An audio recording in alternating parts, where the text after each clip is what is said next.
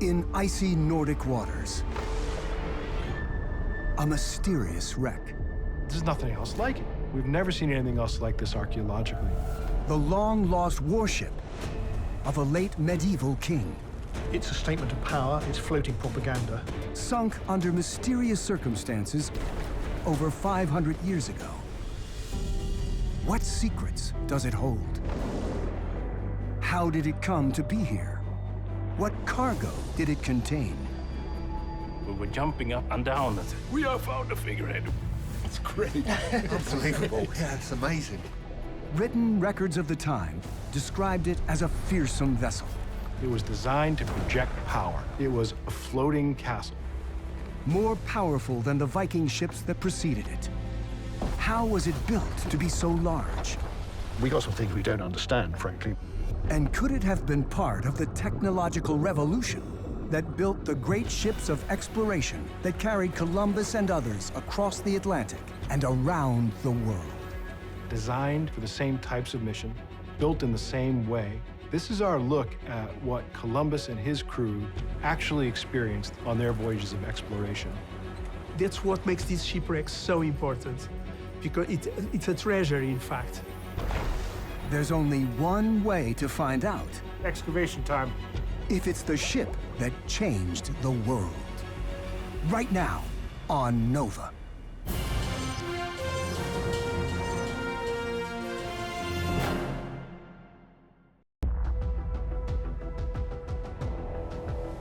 Stora Eken, a small island off the coast of Sweden.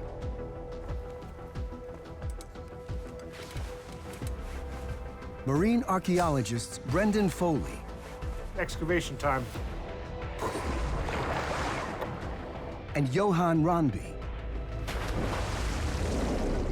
along with a team of divers, have come here to investigate the crumbling timbers of a ship.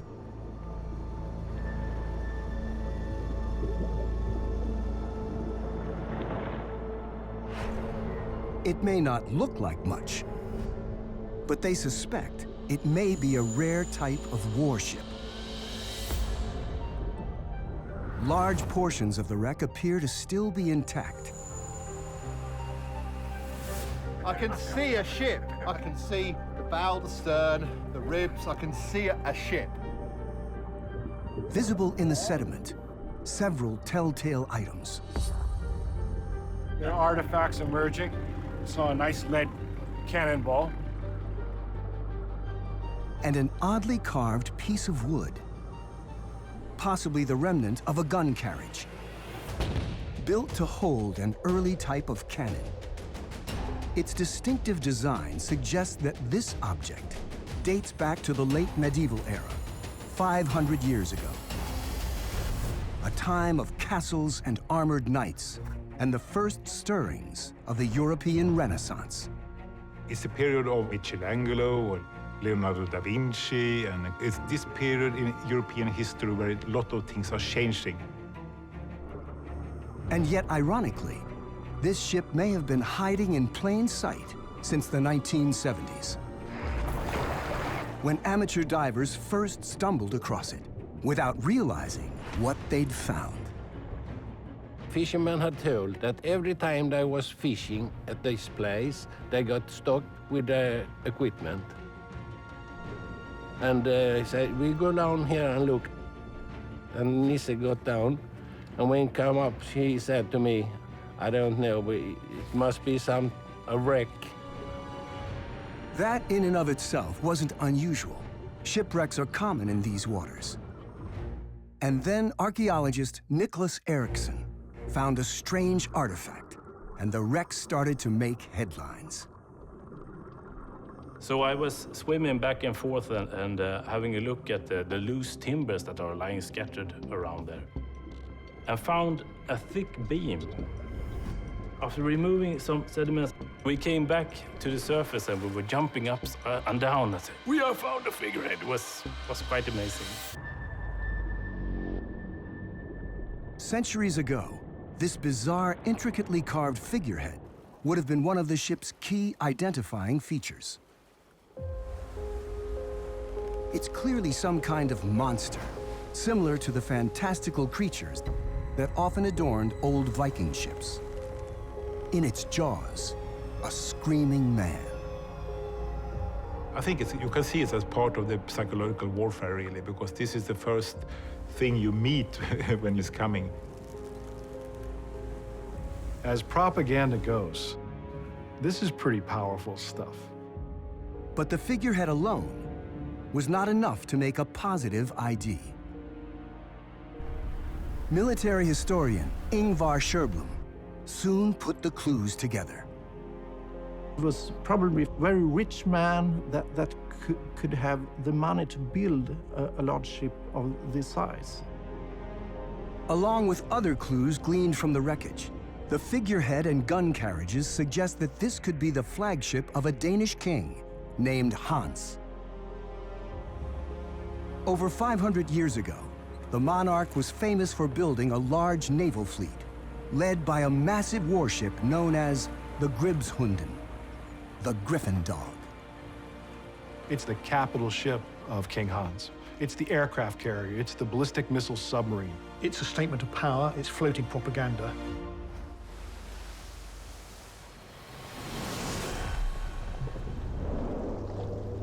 Now I really understand what's down there. 4 chronicles mention Gribshunden by name, as does a single eyewitness account, written by a young nobleman who survived the ship's sinking.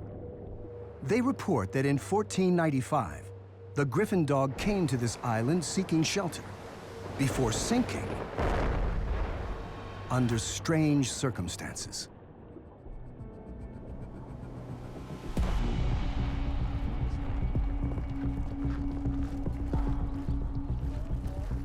The finds yesterday were really exciting, quite spectacular, and I think we're going to have the same today, so enjoy Now, yourselves out there. Foley and Ronby are preparing to uncover this ship's secrets. The work won't be easy. Though the wreck is not in deep water, it's mostly covered in heavy sediment. Excavating requires a highly skilled support team and extreme caution. You'll be told who is the dive leader for that rotation, and their word is God. To keep them safe as they work, Dive Safety Officer Phil Short and his crew will monitor the divers at all times. It is a shallow site, but you can't breathe water at 9 meters or 90. So safety is absolutely paramount. Their base of operations is a 30-foot dive boat, hauling up to 10 divers and their gear. We can jump in the water and get to work. And you can take samples. A temporary lab back on shore is set up to process any artifacts they recover.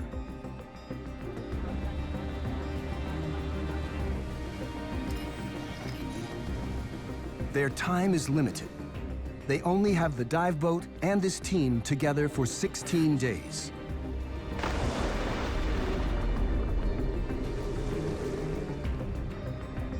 Their first objective is to understand how much of the ship is still intact beneath the sediment. We have to excavate further down, so you have to remove the silt around it so you get the whole structure of it. The first step is to expose the cargo hold, all the way down to the hull, itself a critical clue. Only once the sediment is stripped away will they get a sense of what kind of ship this was and what it was carrying. But before they remove a single handful of sediment, the archaeologists need to create a virtual copy of the undisturbed wreck. Each day, a pair of photographers films and photographs the site. High-definition video offers a detailed visual record of the archaeological work, while a second camera records thousands of stills. So basically what I'm doing is I physically have a camera, an underwater camera, and I'm just swimming back and forth in a rather systematic way, back and forth on the site. The roughly 4,000 images are then run through a program that stitches them together, producing a 3D model in a process called Photogrammetry. And then the last step is we basically take and we lay the photographs on top to give it a photorealistic view. Each day, fresh images of the site will be captured, allowing archaeologists to digitally retrace their steps even after excavation is complete. So we'll see where things came from. And in I think 3D that's the space. really, really interesting thing about this technique is that we can see this every day. Yeah. Which is fantastic. You can see the progress. Mapping expert Paula de Rudas can use this first model to create an even more detailed version. Yet even now, they can clearly see the first major obstacle. Piles of loose decking blocking their access to the lower levels of the ship. A complete ship would be easy to understand for what it is, but if you imagine the top half to 2/3 of that ship essentially sort of taken apart and collapsed in on itself, what you've got then is the seabed scattered with timbers lying in all directions, and it looks very confusing. Like a game of pickup sticks, each timber must be moved out of the way without shifting or damaging the rest of the wreck. It has to be very carefully controlled because sooner or later we're going to come across an area where there are particularly valuable things. A marine deposit like this is very insubstantial. It's not compact, it's soft. The challenge is to actually excavate that with enough precision to not damage anything, not lose anything, and derive as much of the archaeological information as possible. So the team installs scaffolding. We'll move it into the wreck so it ends up here. Not only to minimize damage to the site, but to map the location of artifacts and other features. We're all set up. We're ready to roll. We're going to excavate. That's what we're here to do. But as soon as they set out, they run into a problem. The conditions are terrible. It's really easy to stir up the sediment. Destroyed visibility to virtually zero.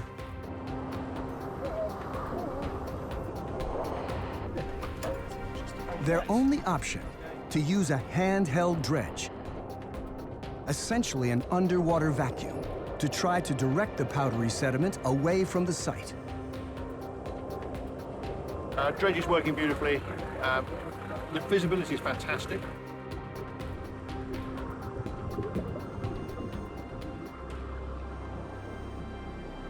And then, finally, they spot something significant in the clearing mud. Chainmail.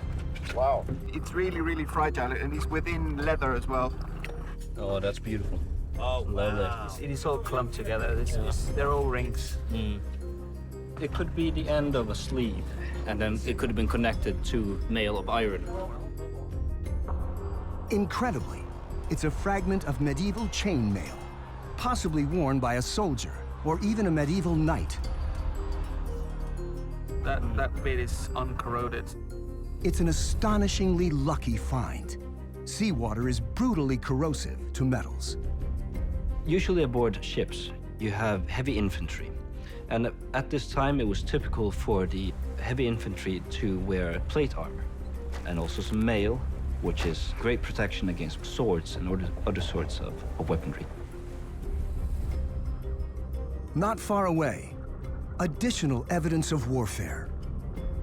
And you saw the lead shot from the gun, cannonball. Yeah, that was fantastic. Cannonballs and more gun carriages. We have found 9 gun carriages that is salvaged. We know that it's other down in the wreck. The weapons themselves are gone, salvaged, or rusted away. But the carriages offer some insight. The wrought iron guns are really the predecessors to cannons. So they've only got a bore of maybe 3 inches. But that's a big gun for the time. They are some of the earliest cannon-like weapons to be adapted for naval warfare. Yet the records are unclear if they were ever used in combat.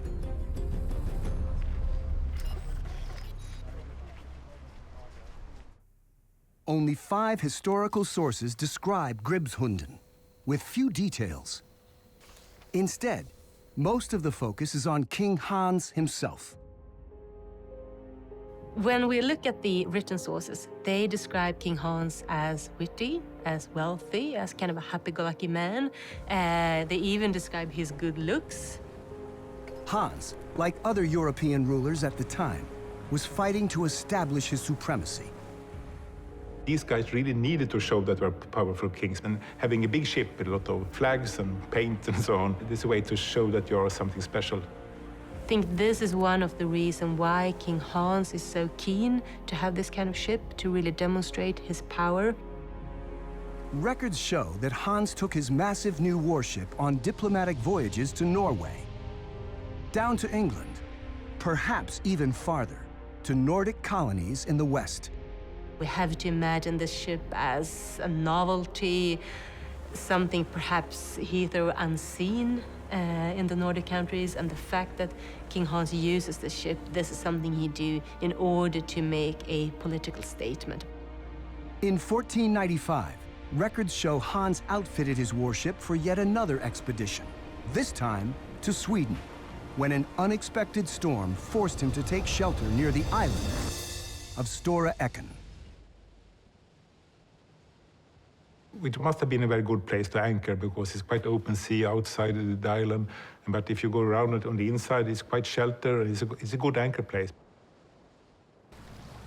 The records disagree on what happened next. But based on the artifacts the team is now finding, it appears Hans was prepared for a fight.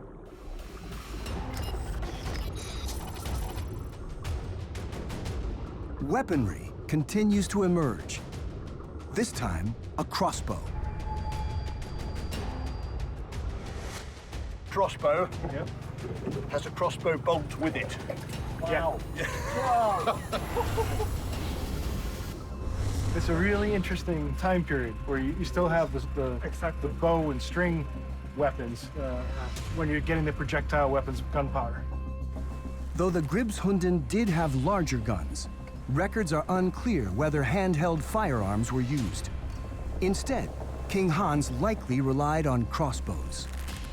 We know from 1507 that King Hans, he stipulates that half of the crew members, or half of the soldiers, they would be equipped with crossbows, and the other half with lances. Though not as advanced as gunpowder weapons, they were no less dangerous in the right hands. More than strong enough to penetrate an enemy soldier's armor.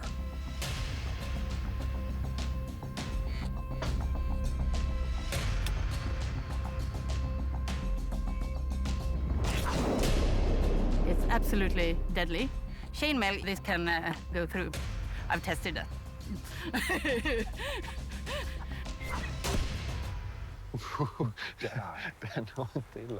Hello, Lena. Hi. Hey, I'm Brendan. Nice meeting you. Lena Eklund is a world champion crossbow shooter, beating both her female and male competitors. In the rules, it says that you have to name the best woman because they think women won't win. But last year, I did win, so they had to name the best man.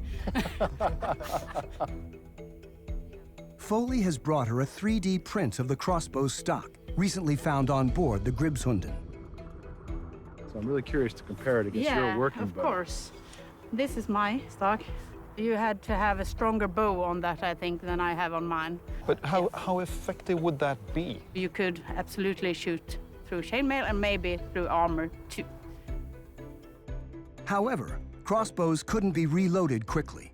On land, that meant taking cover behind fortifications, like castle walls. While at sea, medieval drawings show they relied on floating castles. It's possible the planks the team found scattered on the surface of the wreck are remnants of such a defense. I think this crossbow helps establish the idea of this ship as basically a floating castle. That term forecastle goes back to ships like Gribshunden that quite literally were floating castles. They had ramparts sort of built up at the forward end and at the aft end. Stern castle, forecastle. These castles were a critical element, not only for protecting crossbowmen and soldiers, but for attacking as well. One tactic was to try and get your forecastle, which was a big, powerful structure on the bow of the ship. If you could get that over the waist of the other ship, that would give you an advantage. You could shoot down on the decks. They were literally, I mean, you know, we use the term floating castles. They were.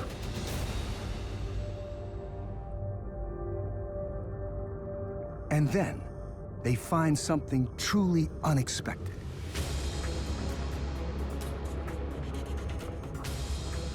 Well, looks like a handgun. The metal doesn't survive because iron degrades in this sort of chemical environment underwater. But the wood survives very well. That's fantastic because it's in such complete condition.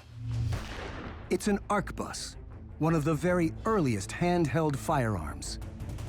Oh, let me tell you how excited I am about that gun. Very excited. This is possibly the oldest handgun found on a shipwreck. So it's absolutely unique. It appears King Hans was surrounded by the most advanced weaponry of the medieval era. What Grimshunden has proven to be is a combined arms platform. We've got medieval weapons like a crossbow, even older weapons like pikes and stabbing weapons. But we've also got this new thing, these gunpowder weapons. That's really something.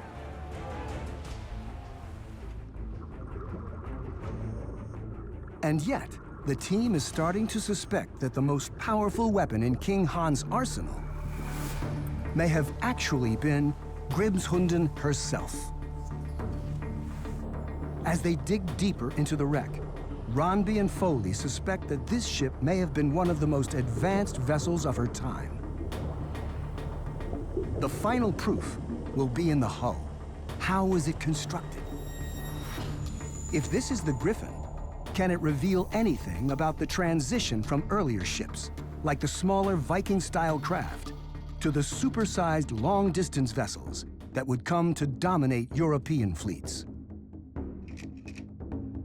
Previously, European ships were built largely using traditional designs handed down for generations.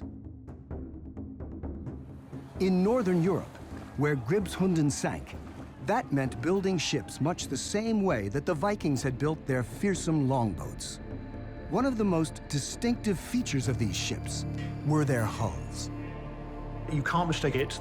You'll see the strakes, if you know, so a line of planks running from bow to stern, and you can see the ribbed appearance, the sort of the lapped appearance. A boat's hull is essentially a shell built around an interior that is lighter than water, which keeps it afloat. For thousands of years, northern shipwrights built their shells in a very distinctive way. This is a long, long tradition for almost 2,000 years to build boats like this. And typical for that is that you have the boarding planking overlapping like this way, and then you put a nail through the planks to keep them together. Known as clinker hulls, they rely on long planks of wood that are slightly overlapped and then squeezed together with rivets to produce a sturdy, seaworthy wooden shell. Once the outer planks were in place, internal supports were added to give it additional strength.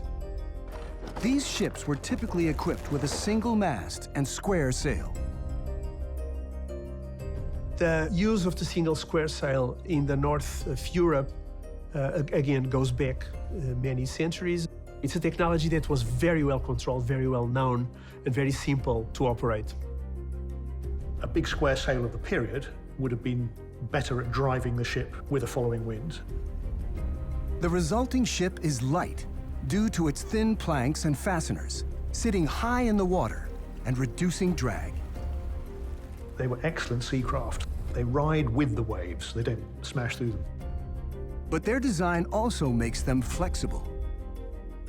Years ago, when they were still building the replica of the long Viking ship from Roskilde, the master shipwright, he grabbed one of the posts and shook it. And you could see the entire vessel waving all the way to the other end. It is that flexible. But this flexibility is also one of the major limitations of the clinker design. As ship size increases, flexibility becomes the enemy. Boats should not be flexible. The history of shipbuilding is the history of making sturdier and less flexible hulls. With the introduction of heavy cannons, clinker ships faced serious stability and stress issues. As the stresses increase with the size of the vessel, the fasteners that you need to use to put these planks together are going to become less sturdy. They start making water. Much larger than the typical Viking ship, the Gribshunden seems to have also been sturdy. In fact, as the chronicles show, King Hans used it to make multiple ocean voyages. And that is what intrigues the archaeological team. This ship must have been built using a different kind of construction. The archaeologists need to uncover the ship's hull and interior structures to learn more.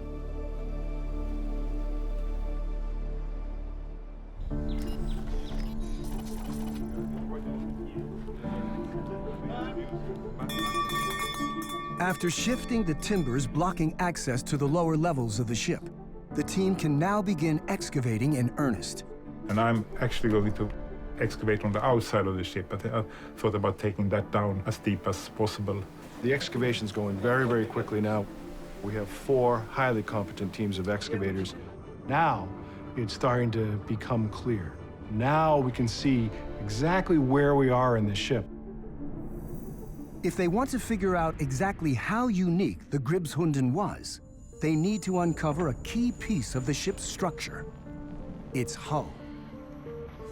But given their constraints, they'll only be able to excavate within a narrow area, marked by the frame they've placed amidship. The middle of the ship, in terms of the hull design, it's the most diagnostic place. So we wanted to get a look at the structure at that point. It's always hard to know where to dig. We wanted to have quite a lot of the interior of the ship. So it's a combination of get so much ship construction as possible, but also get the inside of it, the cargo.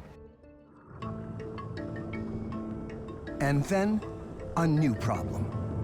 Some of it's missing. We are missing a part over here. They're looking for the hull of the ship and where it connects to the internal structure, its skeleton. If they succeed, it could be the earliest hull segment of a ship of this period ever discovered.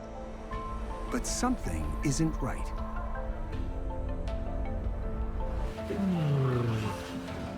We've been wondering since we started, the inside of the ship meets the frames here. So the frame, this is the hull of the ship curving up here. And we always wondered, there's collapsed timbers all around, and we don't understand, frankly, what happened to the hull above this point. Looking at the wreck, they suspect that the missing section of hull was not built using the local clinker style, like the Vikings used. That wouldn't have been sturdy enough. But there is a possible alternative for this ship's construction. A style found hundreds of miles away in the Mediterranean. For thousands of years, Egyptians, Romans, and others all used a similar template for their ships. The ways of building ships go back to at least the early 3rd millennium BC, so that's nearly 3000 BC. But the Romans and their neighbors used an entirely different approach to hull construction. Could the Griffin have been built like a Roman ship? The clue is in the planks. Unlike clinker hulls, where the planks are overlapped, the ships used by the Romans and others had planks laid flush, then locked together using dowels and joints, similar to those sometimes used in furniture. The planks are carved, they are edge fastened to each other with mortise and tenon joinery. And it's been called by some people cabinetry rather than carpentry, but it works. Like clinker hulls, this outer shell was strengthened afterwards with internal supports.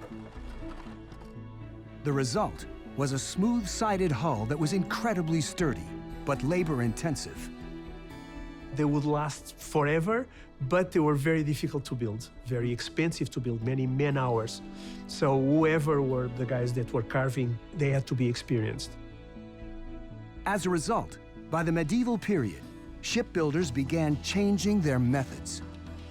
This technique that's lasted for 3,500 to 4,000 years gradually starts changing.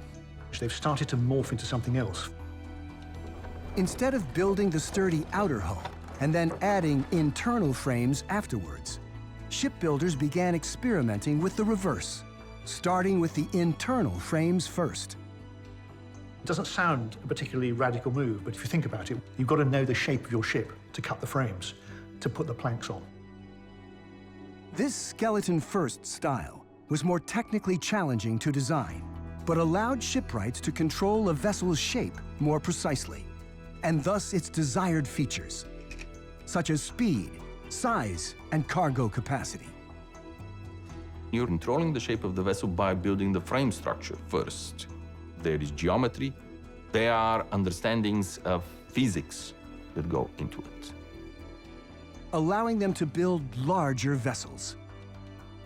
This is the craft of shipwrightry becoming the science of naval architecture.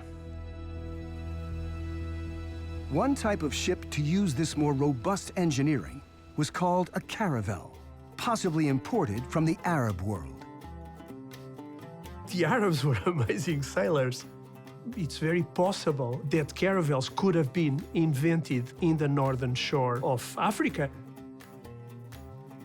Their design made them incredibly capable. Starting first as small fishing vessels, the caravels were soon adapted by Europeans to explore the coast of Africa.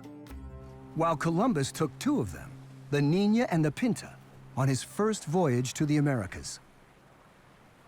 Caravels became famous for being swift and fast, and there's an English text that says they swirl around our warships like butterflies. Could the Gribshunden be one of these advanced new caravels? If so, it's unlike any other known example. To begin with, the wreck of the Gribshunden is nearly 115 feet long. The largest known caravels, which might have included the Niña and Pinta, topped out at around 75. Caravels were very good at what they did, but they're quite small ships. Nor is it likely the Gribshunden is simply a longer version of a caravel. Building a ship is a trade-off between size, speed, and capacity. Caravels were optimized for speed, combining a sleek hull, usually with triangular sails called lateen sails. Lateen sail gives you slightly more flexibility in the sense that it will act more efficiently like an aerofoil and allow the ship to sail across the wind or even a little into wind. Lateen sails are agile, but they have a drawback. There's a big problem with lateen sails is when they get big, you need big crews. Increasing a caravel's size thus required much larger crews. Yet the caravels, with their quick, narrow hulls, didn't have room for the extra supplies required. The limit with caravels is size. If you do not have space to put food and water, you cannot go far away. So you need large vessels. Based on everything the team is seeing, this wreck is clearly not a caravel. It's a new design, something longer, wider, and, as the team is now finding, carrying a huge amount of supplies. Barrels, barrels, barrels. Barrel staves, barrel heads, barrel hooping. Even after 500 years underwater, the wood looks perfectly preserved. A symbol has been carved into each lid, though its meaning is unclear. To learn more, the team takes the barrel staves back to shore, to scientist Hans Linderson. Linderson is a dendrochronologist, an expert in tree rings. We can be very accurate, but it's very hard to do on this waterlogged oak. In addition to the barrels, Linderson's lab also analyzes the origin of the timbers used in the ship itself. He begins by shaving the waterlogged outer wood away, revealing the preserved tree rings below. We cut it like this and make the surface perfectly clear. Chalk helps the rings stand out more starkly. So we try to make it white by chalk. Then, using a microscope, he measures the width of the rings. The tree ring started here, maybe in the end of May, and grow like this until the end of July or maybe the beginning of August. Each year, a tree adds another ring of new wood as it grows. But some years are better than others. A drought year might produce a thinner ring. A long, wet summer might produce a thicker one. Thus, the tree rings become a sort of fingerprint, a unique reflection of the weather in the specific time and place where this tree was growing. I measure every ring and try to get as many rings as possible, and then throw it out in our database. Linderson's records include an estimated 50,000 reference samples, allowing him to zero in on exactly when this wood was cut, a precise 10-month window starting in late 1482. 1482-83.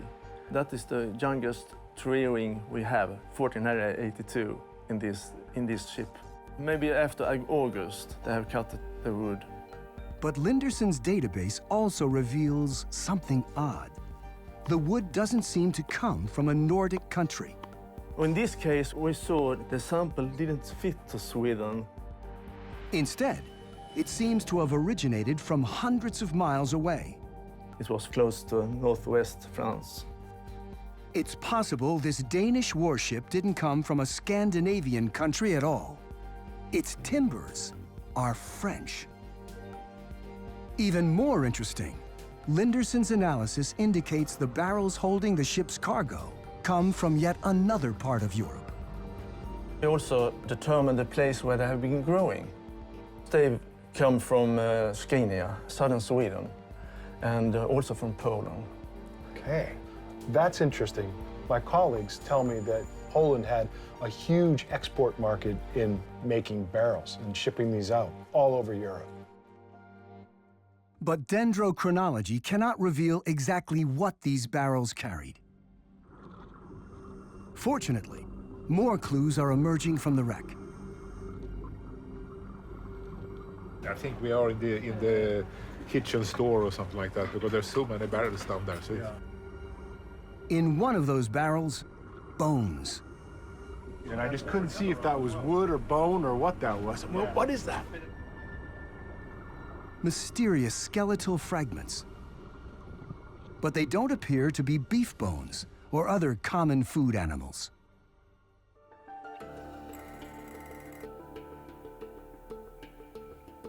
Okay, so Brendan, the bones that we recovered are called scutes, based on a few of the scute fragments that you excavated. They are the remains of something that's at least 1 meter and probably around 2 meters long. So it's quite impressive. They are bones from an Atlantic sturgeon, a massive fish all but extinct in these waters. It's kind of like bony plate that works as a shield construction on the fish. I think that this fish would have been used to be presented as a gift to the royalties, because the sturgeon was considered one of the king's fishes. A fish considered so valuable that if caught, it must legally be given to royalty. And you would be punishable by law. And you know, you don't want to be punished by law during the medieval, right? There's a lot of evidence for this actually being one of the things that they would have had with them as a manifestation of power or the just royal status. As they dig deeper into the cargo hold of a king, it's like a window into long forgotten lives. We were excavating down in the hold amidst all those barrels, and I thought at first it was a gun, but it's not a gun. It's some sort of vessel. What we have here is a completely intact wooden tankard from 1495. Handle, cover, completely intact, and possibly the king's mark on it. The experience of excavating on a site like this is really quite visceral.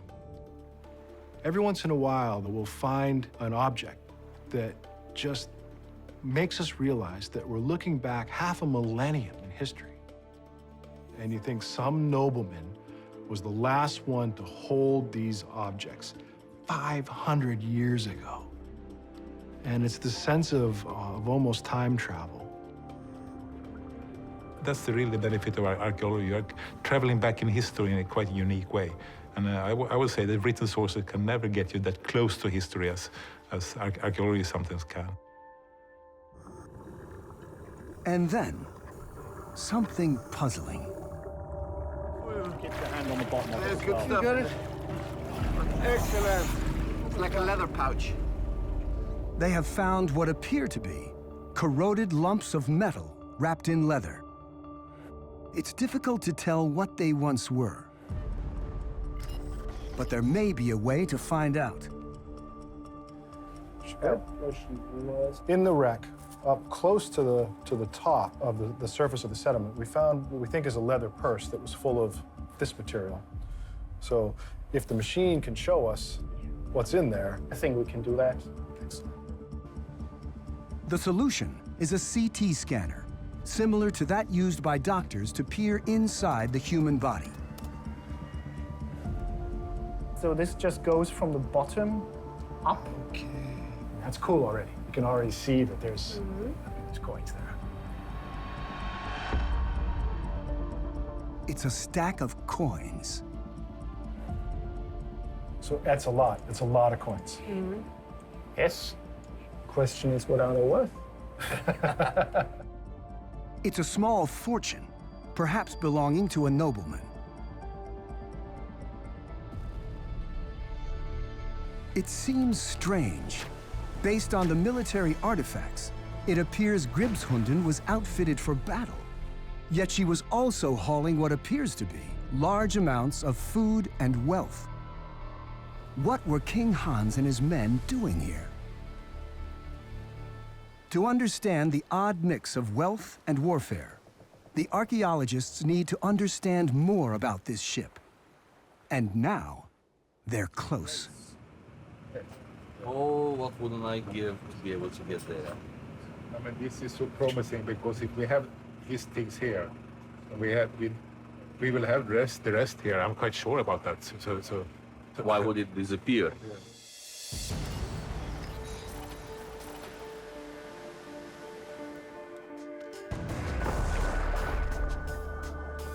Down on the seafloor, Johan Ronby is the first to see it.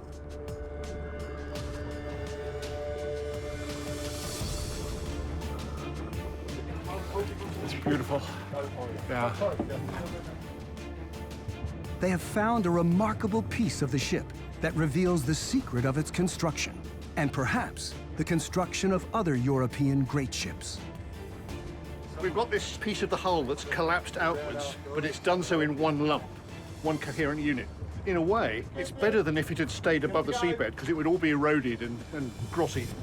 But now it's gone flat and it's covered up by about a meter of sediment. It's in pristine condition. This key piece of the hull was preserved intact simply because it had been buried. It's a tremendous stroke of luck. At some point, either when the ship sank or afterwards, this entire section of hull collapsed outward.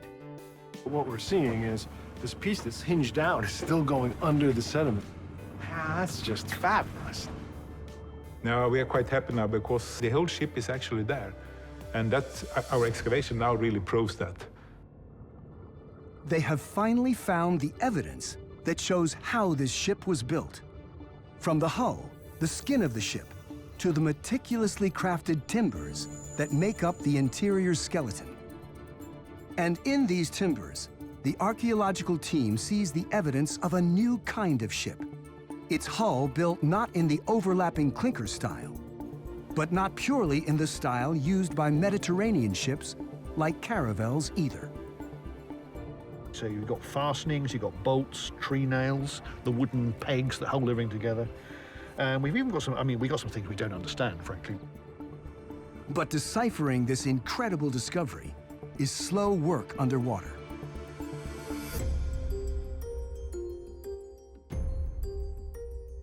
So instead, back on shore, the team's digital specialist, Paula de Rudis, processes the photogrammetry images into a digital model. Yeah, that's quite amazing. It's a high-fidelity copy of the wreck site, offering an up-close look at their long-hoped-for discovery. Now we get to see the shipwreck in its entirety for the first time. When you're down there, you can only see a small part of the ship. To have an overview like this is quite amazing. It's the earliest surviving example of the first generation of ships built in an incredible new style. As they had suspected, the construction is different from clinker-built hulls of the Vikings and other northern ships. Part of the hull. You can actually see that it's not the way that ships were built in earlier medieval periods. It doesn't look like this. Nor could it be classified as a caravel, so well known in the Mediterranean. This one right here, pal, if you can get. This one? Yeah, the cuts in it right there.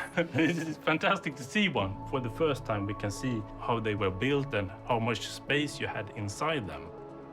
Instead, it appears to be both, incorporating elements from each region into a single unified design. A new generation of ship. So this is Mediterranean style. This is clinker. The dimensions are clearly different, the width and the depth. They can see in the timbers that the blueprint starts with a caravel-like hull, borrowed from the Mediterranean. But it's wider and heavier than the sleek caravels, giving it additional capabilities. Because its framing system is so much more robust, you can build your ship bigger and tougher, and therefore it's much more predisposed to carrying lots of cargo, people, and weapons. Above it, lighter boards are used for the fore and aft castles, similar to the northern clinker-style hulls. The rigging appears to be also northern, featuring large square sails on 2 of the masts. But it adds triangular lateen sails, used by Mediterranean ships like the caravel, added for versatility. They arrive at this sort of technological fusion of features that makes a more versatile and seaworthy and controllable ship. Its seakeeping qualities are good, and it needs less crew. It would have been as high-tech as there would have been around at the time. It was a new kind of design that would soon change the world. You can think about the late 15th century as a sort of space race. In the exact same way that the Americans and the Soviets and other nations were competing on a national scale to achieve a technological feat, that's exactly what was going on in the late 15th century. All the European powers now began to develop this ship type. With Gribshunden, King Hans was one of the first to deploy one of these technologically advanced new ships. Heavily armed, he used it to intimidate. Hans was the powerful ruler of 3 nations, Denmark, Norway, but also Sweden. It was known as the Kalmar Union, but the union was troubled. It was quite a problematic relationship because there was a lot of noblemen and powerful people, so it was power struggle all the time. And that's really why Hans is here. Records show that Hans was on his way to scare a rebellious Swedish nobleman back into line. This was a vessel that was floating propaganda. It was really a floating castle.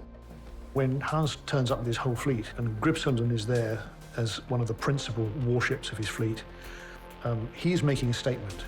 This was raw power on display. And then, misfortune strikes. As a storm rages out at sea, Hans anchors Gribshunden in the sheltered waters of Stora Ecken. Yet danger still lurks. The written sources suggest that the king's sort of sorcerer says that the omens are bad and the king should get off the ship, and he does. And then the ship catches fire.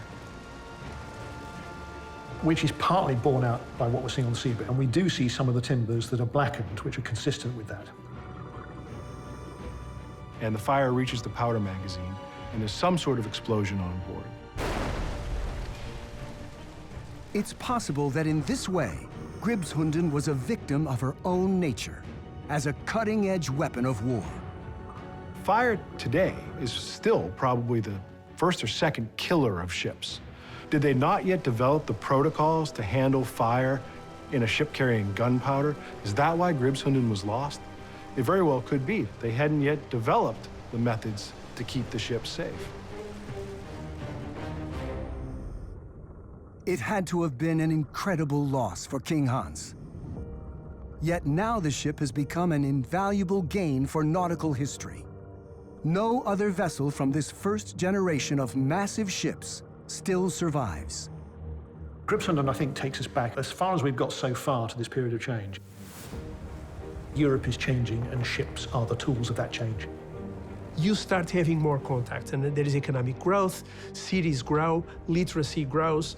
Because of population growth and economic momentum, ships of both areas start to trade in each other's waters.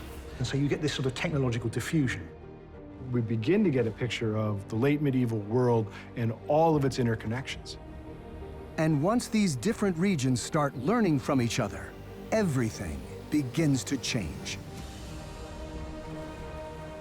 Whereas King Hans sees the potential of these ships as an intimidating weapon, others see a vessel capable of pushing farther than ever before. What you're building is not only a ship that is tougher and bigger, you're building it in a design which not only has capacity for cargo, but it's got accommodation built into that architecture. This is when we start to see ships going across the Atlantic for not just days, but weeks or months at a time, or even a year or more. These are the ships of the age of global exploration. The shipbuilding advances of this period would be used by Columbus, Magellan, and those that followed to expand Europe's influence, laying the groundwork for empires that would transform the world, even as they enslaved peoples around the globe. History might have played out very differently without this novel ship design, its secrets hidden in the wreck that was lost for 500 years. But now this missing chapter of history is restored to us.